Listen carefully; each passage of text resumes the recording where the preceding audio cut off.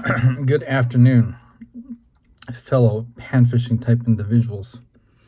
I am going to get into a little bit even more of my philosophy in panfishing in general. Why I have deviated substantially from where I was even a couple years ago. A big thing for me has been that I've watched a lot of marine biology shows. I've watched how they talk about different aquatic life and the differences between what they instinctually do versus what they opportunistically do. And in that vein of conceptualization is a lot of leeway when it comes to panfish. Now, panfish are not exclusive to freshwater. They're also saltwater. The smaller varieties can be considered panfish, so it can translate across the board. Now, I wanted to get kind of back into the stingers and to explain something that I really didn't quite elaborate on much. And I'm actually going to be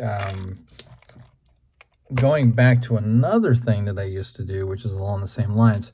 See, like this is just a little, got the eyes on it, but I have the duck feather, basically rough feather. The inner feathers are a little bit rough and soft at once. I just pull them off and string them along. I use my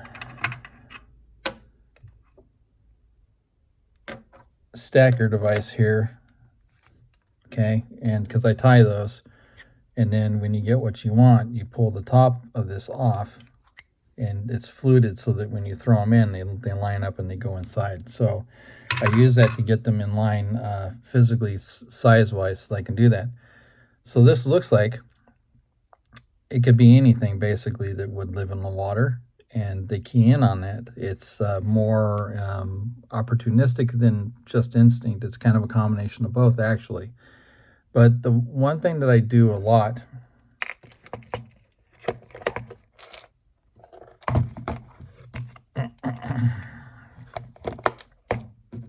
with these is I'll squeeze them flat so that I can put the eyes on, and you'll see that there's kind of a profile to that. It's kind of rounded. Okay, well, what that does is it moves a little bit differently in the water than a pillhead with eyes on it. It's a slimmer profile, so it has more of a glide to it. Well, these hooks with these eyes, when you're using not this more shad profile, but you're using more of a slimmer minnow profile, they mimic minnows very well. Well, one of the things I'm going to go back to, when I was tying, I was taking these heads and putting eyes on them, and then I was putting the clear UV coating on and hardening the UV coat. What that does is it makes it more spherical, like a regular head like this. But UV coating, when it's cured, is fairly buoyant. So this 132nd, 164th, I can't remember which one it is. I think it's 132nd. It loses some of that weight factor because of the buoyancy factor when you do the UV coating. The UV coating also has this effect of being kind of shimmery. Bait fish in general have a lot of shimmer to them. A lot of people don't really consider that. When you look at a shad, if you pick up a shad and handle it, and you get the flakes of scales, those fine scales on your skin, those things are very reflective. There's a shimmer in the water when they're going by. If you notice, when you see them in the sunlight and you see a big school of them running away from predator fish, they shimmer really big time. So one of the things I used to do was I would get shad, cast net, and I would shave the scales, and I would put them in a Ziploc so that when I put this clear UV coating on the head, I would also put some of that in that UV coating, so it gets that shimmer, which is something I very rarely see somebody do. It's actually pretty cool because they're preserved once they're in that UV coating. It works pretty good. The other thing is that no matter what color you use, you always want to get flake involved if you're in clear water more than dirty water. In my opinion, anything I tell you is basically just subjective opinion. It's my opinion based on my experience, okay? So you don't have to hold me to any of that. That's just what I've experienced. I will also use the natural colors without flake, reflective flake, more of the black pepper flakes, stuff like that, like the monkey milk, the standard white one, which is that one with that just that black pepper flake. Now, I have poured some of my own soft plastics before in molds that I have made myself out of wood. I have literally used black pepper for black pepper flake. It worked, so I used it. But yeah, that's kind of why I do what I do with the heads. I'm trying to find an example in here, one of the ones that I've cut down to like the smallest amount that I can. I really don't want to sacrifice one if I don't have to. It doesn't look like I have any on this side. There we go. Okay, so that is essentially about 1/80th to 1/100th of an ounce. It's very, very light. So why I have that like that is basically just to get the bait to fall, okay? Otherwise, the action of this works pretty good. Now, that's when I'm throwing into things like culverts. I want to pull a reaction strike more than a instinctual, more of an opportunistic instinct strike, because I want them to have an earnest hit. I don't want it to be half-assed on their part, okay? And some of them I've lost the eyes on because I've hit them against the culverts so much. There's one, I'll now explain that in a minute. But one of the other reasons, and I am going to start doing some of the UV coated, but one of the other reasons that I do this and flatten it is because this is still skinnier than the equivalent weighted pill head with eyes. And what it makes really good for is skipping.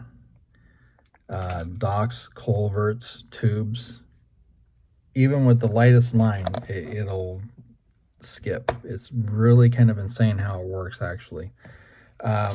Everything that I'm doing nowadays is predicated off of looking as natural as possible so that it can look like an opportunistic meal and also strike that instinct if it's needed. And sometimes it doesn't have to look natural to be something that instigates that, but it helps. And I'll do other things like, you know, kind of a natural bluegill color with the white tail, just a little bit of differentiation. This is one of those hammerheads I was talking about. You know, I'll do the hammerhead in black with just a white body. It's just a slight differentiation. I mean, there's things that I do like this. This is white thread with gold wire that I wrapped simultaneously. Did two different bobbins in my hands like this and wrapped it around. But it looks very natural in the water, especially clear water. So there's just little things, perspective change, the red with the white tail. Sometimes that little hint of color will pull things out of them. You know, they'll get pretty pissed off at it. I am really partial to doing thread bodies and then having, you know, feathers as a body. These, when they get wet, they smooth out a little bit. But there's just little tips and tricks of things that I tie now. I'm going to be getting more thread, more jig heads, more eyes, and I'm going to be getting back into it. And I am going to offer some variations to my friends, but it's not going to be as a business. It's going to be strictly me being a friend. You know, things like this where I cut just a little tiny bit and it's a wing. So what I'll do is I'll make a tail out of two pieces of chenille. I'll fold them together, and well, let's see if I can do, well, I don't know that I can do it with this. This isn't really chenille. This is actual regular thread, but what I'll basically do is I'll have two ends like this, and I'll tie them onto the end of the jig. Or no, that's when I'm wrapping the body. I'll do that, and then I'll take my my holder. Where is my holder? Aha. The one I have now is very small. I'll take my holder, okay, and essentially clamp it like this, right? And I'll spin it, and I'll spin it, and I'll spin it, and I'll get it to the point where it's like super duper spun, right? Like that. And then I'll fold it, and I'll clamp it again, and then I'll spin it, okay? Now, I do that with a piece of rubber skirt material. So what it does is when I'm done doing that wrap, I'll tie it one part on the body, fold it over to it's like this and a little bit shorter, and then I'll tie that off. So what it does is it spins back out a little bit, but it forms this kind of a poofy tail, okay? Definitely out of practice. I definitely got to get back to it and relearn the technique, because I know I'm forgetting something, but essentially it just makes this really cool like stubby tail. Well, what I'll do also when I'm doing that is have a couple strands of that jig skirt material out of the back, so it's almost like a stubby stinger tail, okay? What I'll do is I'll flip my jig over, because I'll have a rotary vise, and I'll take a pair of these. I'm going to go ahead and cut it to demonstrate this.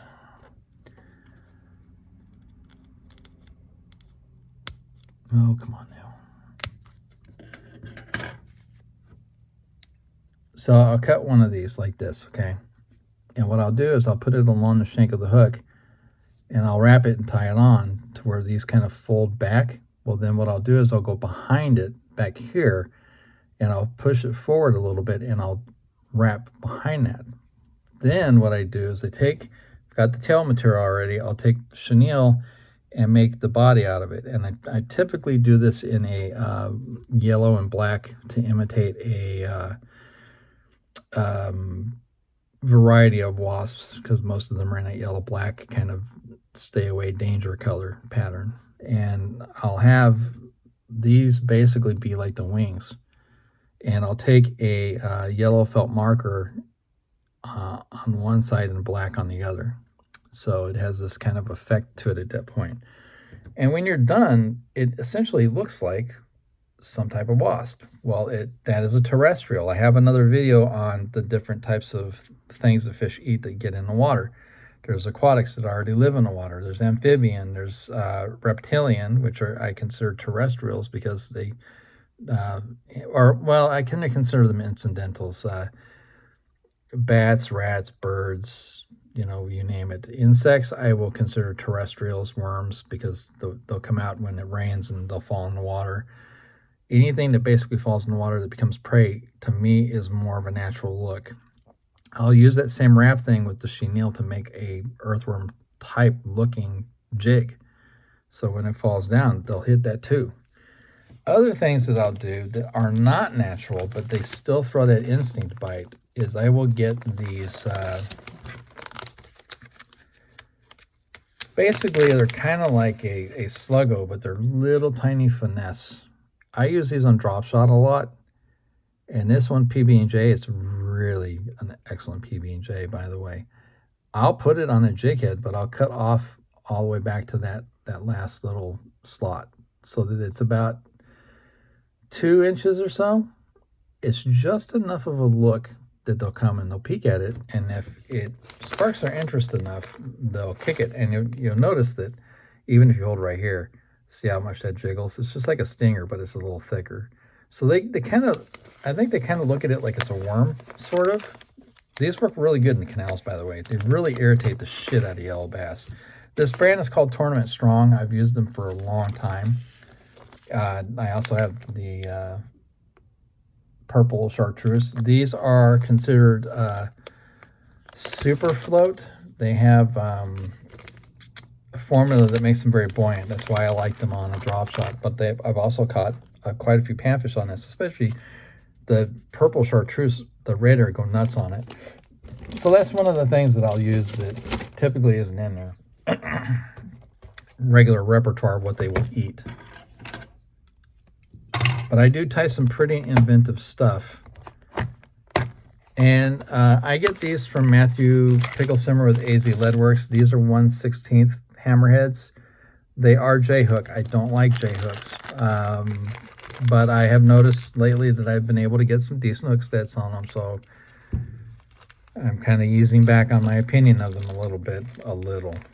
I have a whole assortment of all sorts of different colored curly tails that are already ready to go. I will take these on a minnow head that I make, but a little bit heavier so that it burrows into the water column a little bit quicker, and then I will slow drag it for yellows. Yellows absolutely beat the snot out of curly tails. They just do. It's absolutely phenomenal what they do to it. I don't remember what color this is. Raymond Ramirez would know, but it's some type of confetti. I can't remember the exact name. This one actually works really good in dirty water. Not so much in clear water for me here. It's a little bit different.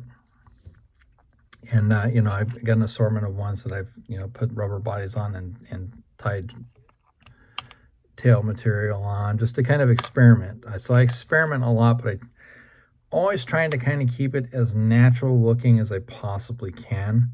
So most of the time I'm staying in those like monkey milk minnow type patterns. The one thing that I'm getting back to, because of the fact that it's so effective, is that UV coating in the head when I put the eyes on it.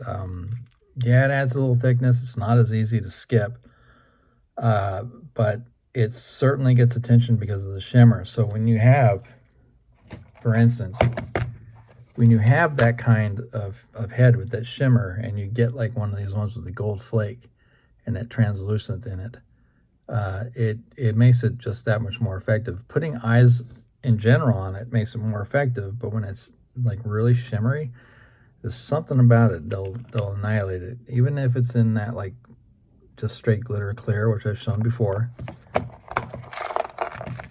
Even if it's just, I have no fingers today. The black pepper flake monkey milk, the gold standard, or the like new school style with the lighter gold flake and black flake. These get hammered, by the way, especially on Indian School Park. Good God, they get hammered. Both those ones and these ones with the gold in them, they get absolutely slaughtered by the tilapia. Good God.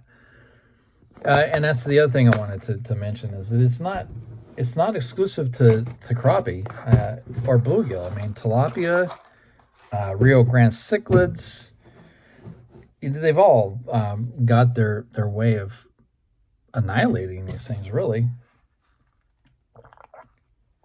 So I kind of put myself in that type of mindset of what would I do if I was a fish. I do a lot of slip bobber. Now, my primaries are ESPs. I've got a couple in the car, but they are bigger than the ones that I typically use. This is a no-name Thill imitation sold at Walmart for like $1.49 for a 2-pack.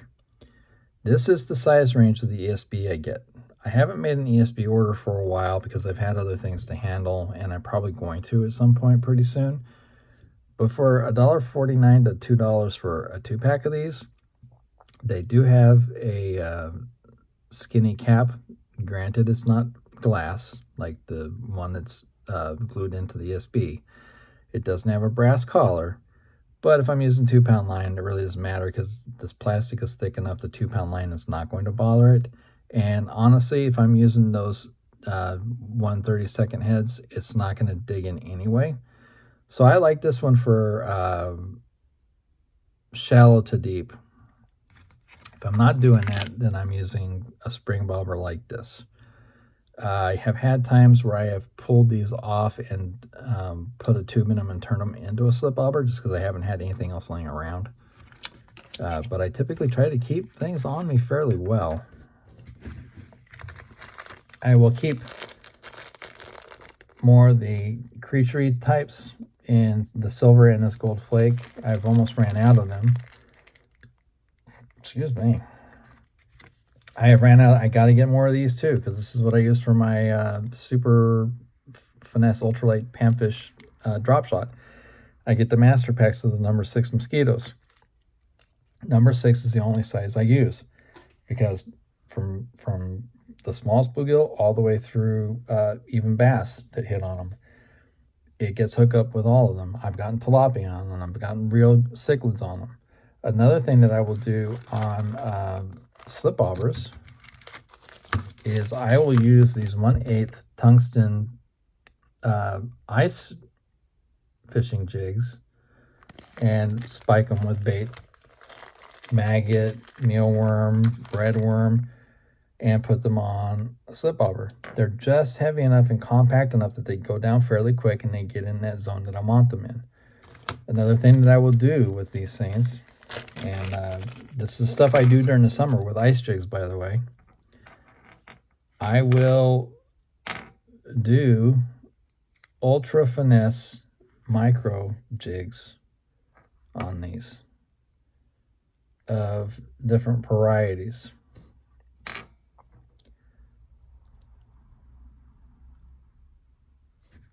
This one right here is directly responsible for one of the biggest bluegills I've ever had on the line in my life. I lost it, unfortunately, because it wiggled enough that it got free. And it's also because I don't have a barb on this one. I flattened it down. But it's just black thread, black yellow stripe, and a piece of chartreuse tail. Very simple, very easy to do. I make them very, very, very small, like that. They work really, really good. Different color variations. I got these from Raymond Ramirez with Rocky Mountain Custom Jigs. If you get along with him pretty good, he's probably going to be willing to sell you just bare heads like this. But I tie a lot of stuff on. If I'm not tying, I will go the cheaper route, and this is actually given to me by my friend David. But I will do these standard curly tails with a standard Mr. Crappie type jig head. These are the Bass Pro type jig heads. But I get like 25 to 50 packs of these clip-on spinners off of eBay, and they work pretty damn good. I will also get, and these will catch crappie, by the way, these particular spoons. Standard, that's bone stock Colorado spoon, ubiquitous, the little daredevils too, the red white stripe. I will put my own swivel on, so they don't have to have a swivel up line, so it's right at the bait. Does not deter them one bit. And yeah, I try to do as basic as I can, so that I'm not really disturbing the fish too much. It's more giving them an opportunity to make a choice as to whether they're going to do something or not, essentially, because they are very reactionary panfish. And just so you know, this is going to raise some feathers. People will tell me I'm wrong, but bass are in the same family as bluegills. So technically, there's really, really fucking big panfish. I'm not wrong. There's certain elements to panfish that are kind of universal. My cat is kissing me. Interesting. Silly boy. That are kind of universal. When they're in full feed mode, there's nothing that can stop them. You can throw basically whatever you want. If you find the vein of what they like, they're going to hit it. That's just how they work. So I try to keep myself as in that pocket as possible. Once I find, hello, buddy. Yes, I love you too. Once you find that pocket of depth or that speed, like with the curly tails, whatnot, I try to stay in it as long as I can before they start to do something different. Like with yellow bass at Dobson, I like using curly tails for the yellow bass. That's what I hooked that humongous tilapia on, was the curly tail. Good God Almighty, it was the biggest tilapia I've ever seen in my life. It was a double-digit tilapia. It's the biggest tilapia I've seen in my life. And to give you a grasp of concept of how much seeing tilapia that is, I was fishing Ocotillo before it was ever a community, and it was just the canals. They had just put those square posts with the lights up. That's when I started fishing those canals.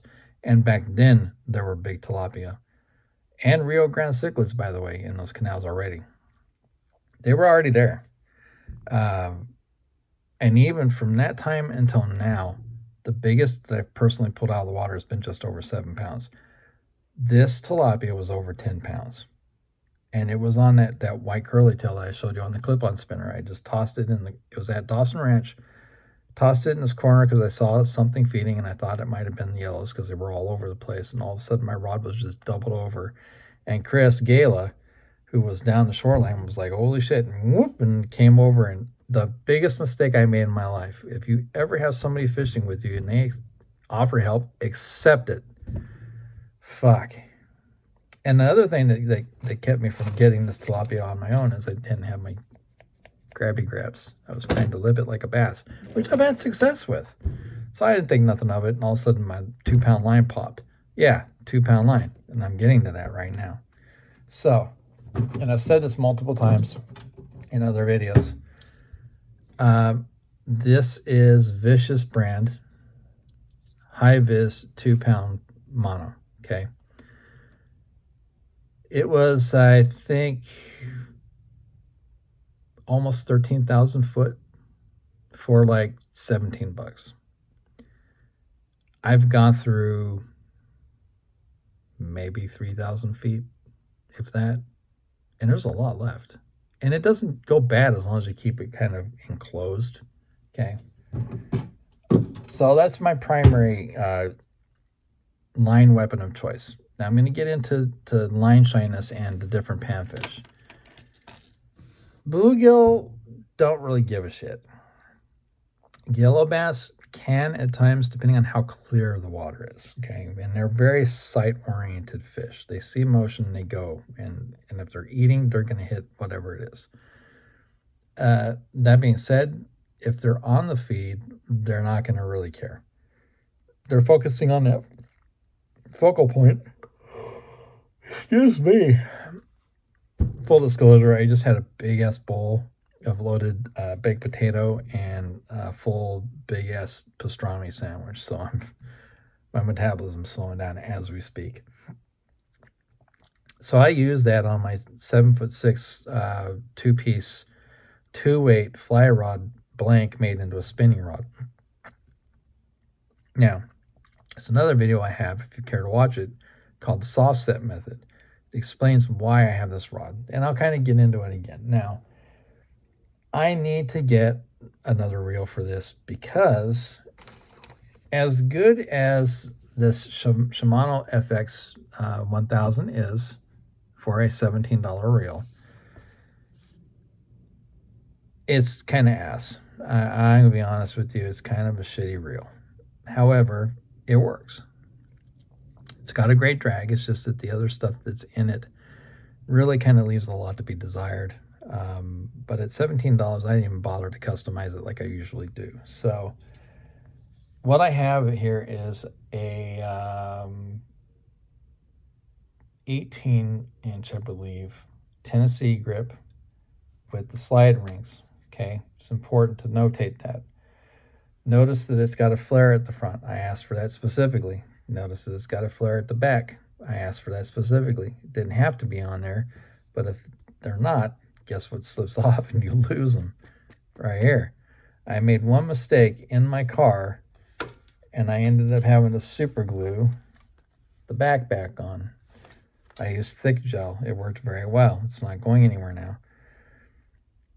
If you're going to do a super ultralight, I recommend going with a Tennessee handle and cork and getting a handmade rod. Now, I understand ACC crappie sticks and Ugly Stick and B&M, they all have great rods. And I get it, and I fished them all, and I like them, okay?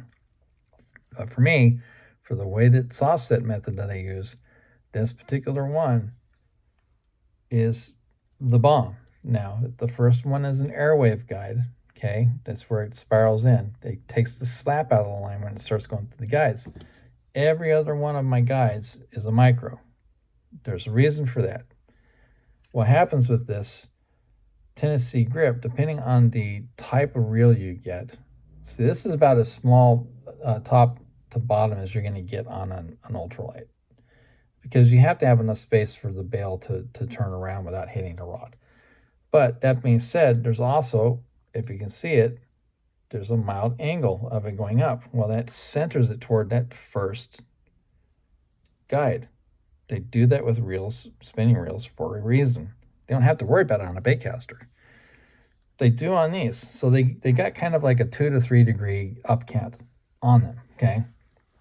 Well, with the airwave, it comes up and has no slap. There's something about that wave, I don't know what it is, like that initial slap just gets taken out immediately. So the net effect with this 2-pound line and this very whippy 2-weight fly rod blank is that it gets this massive load up, okay? It bends back very easily, and all I got to do is toss. I don't have to put any effort into it whatsoever, and it will go with a 1/20th ounce head. It'll fly. If I put a 1/32 like these eyes with one of those crappie stinger bodies, I can get it 60 feet. That's not a joke. I'm being serious, okay?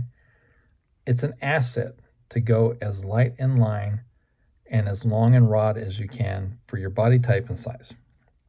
The reason for that is the control and leverage that I have with this rod is a perfect blend for my style of fishing.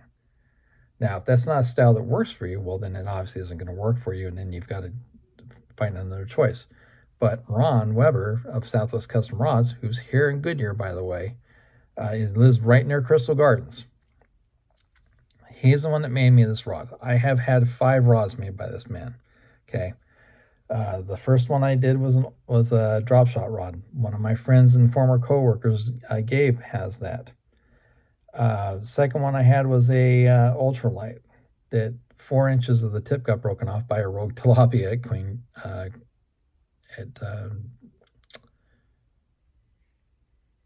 what the hell is the name of it? McQueen Park. It's at McQueen Park, and I was putting bait, putting a bluegill on for catfish, and I had that ultralight sitting at the edge, and this tilapia edged its face out of the water and grabbed the corn that was on the hook and ripped down and popped it off. Well, I had it fixed by Ron, took it to him, did a free charge. I gave it to a friend. Now I have this one. I have my Ned Scalibur. So I've had a total of 5. My roommate has a 3-piece heavy catfish rod that was made by him, which is a great rod she never uses. Someday, hopefully. But my concept with rods is bare bones. I don't want any frills, don't want any fancy shit, okay? But Ron has asked me if he can embellish a rod to an extent. I've given him full license to do that. Like, you're the artist, you're the one making these. I know there's more makers in the valley, but as far as cost go, he's very reasonable, and he makes some phenomenal shit. He will go from the most basic bitch setup for a rod to the highest, like multiple $1,000 piece of equipment of workable artwork, essentially. But I don't need that. I don't need the highest end rings. These are basic ass rings. This is basic fucking cork, okay?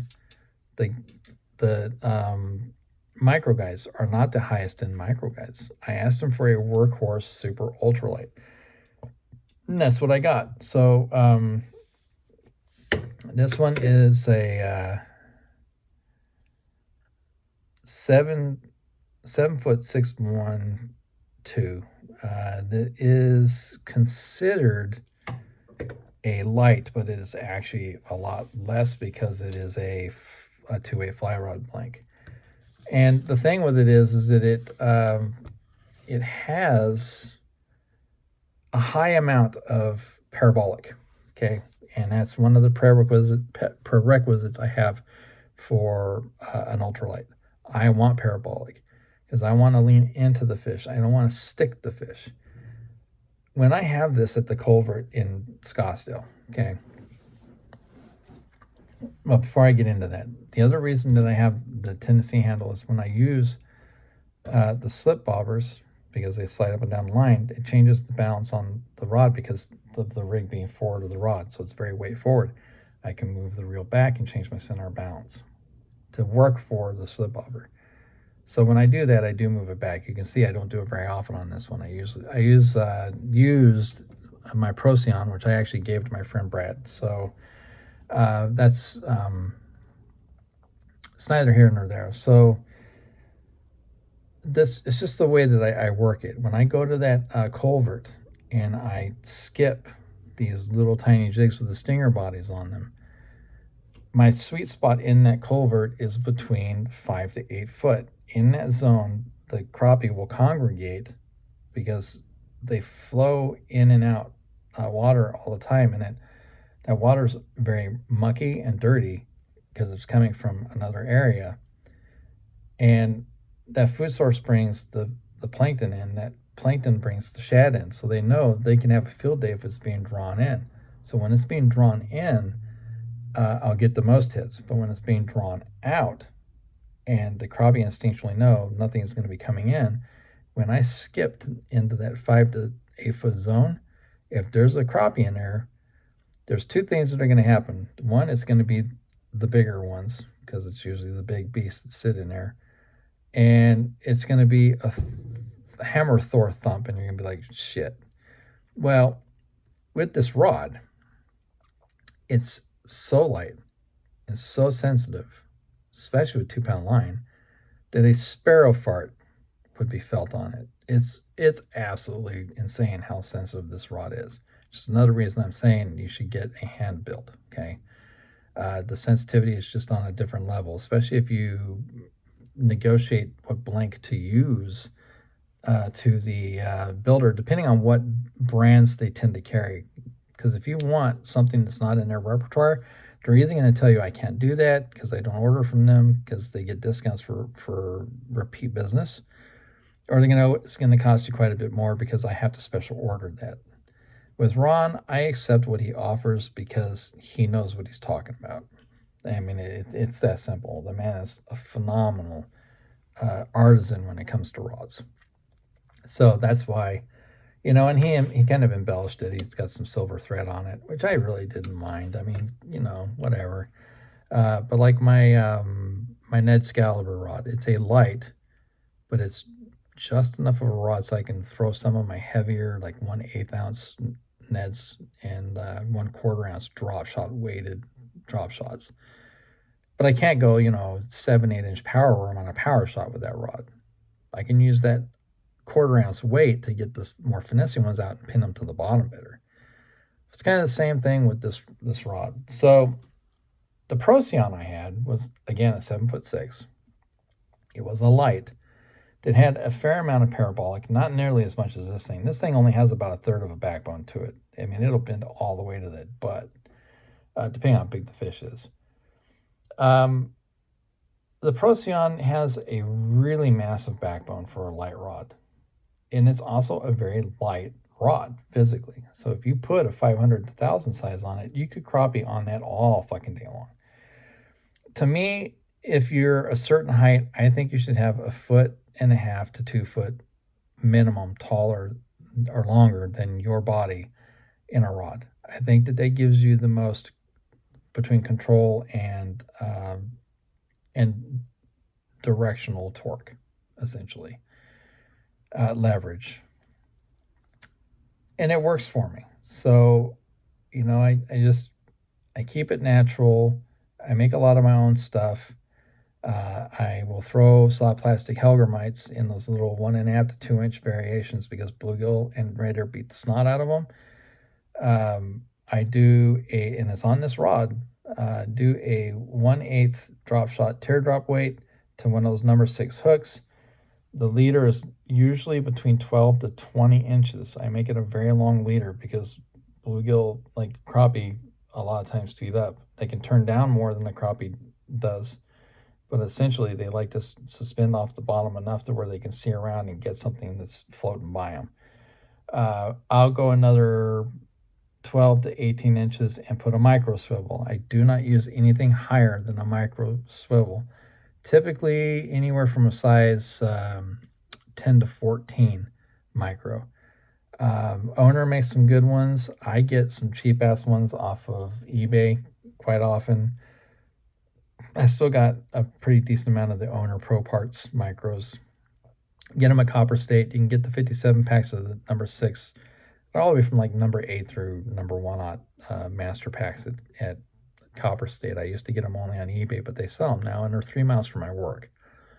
So it works out pretty good. But yeah, if anybody has any kind of questions, if anybody wants to talk in person, hit me up. I'm totally cool with that. I have no issues with that. If you're just seeing this on YouTube and you have a question, put it in my comments. I'll respond. And it's not that big a deal. It's just information, and I'm not like some people that are like so secretive about shit that they do. One more thing, and I'm about to give you the fucking sauce.